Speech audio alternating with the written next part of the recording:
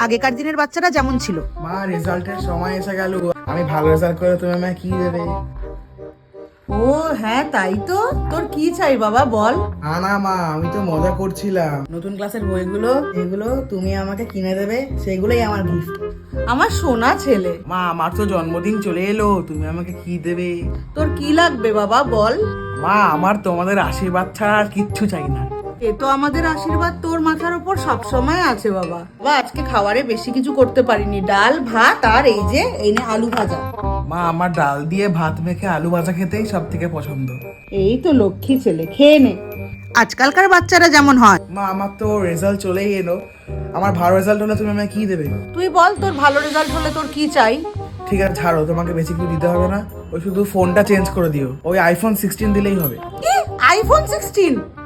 মা আমার তো জন্মদিন চলে এলো, কি দেবে আমাকে? হ্যাঁ হ্যাঁ, তোর তো বার্থডে এসেই গেল, কি চাই তোর বল। মা একটা কাজ করো, তুমি আমাকে PS5 দাও, এখানে ভালো করে খেলতে পারি না। PS5 আবার কি? ওটা দিয়ে কি করবি? আরে মা গেমিং।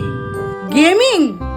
আরে মা ভাবি বলছি আজকে বেশি রান্না করতে পারিনি, আমার একটা মিটিং ছিল তো। ওই ডাল আর ভাত, ডিম সেদ্ধ, আলু ভাজা। আমার রান্না করতে পারোনি তো কি, বাইরের থেকে অর্ডার করে দাও, আমি এসব রান্না ভালো লাগে না আমার। আজকালকার বাচ্চা কোনো কম্প্রোমাইজ করতে শিখিসনি তোরা।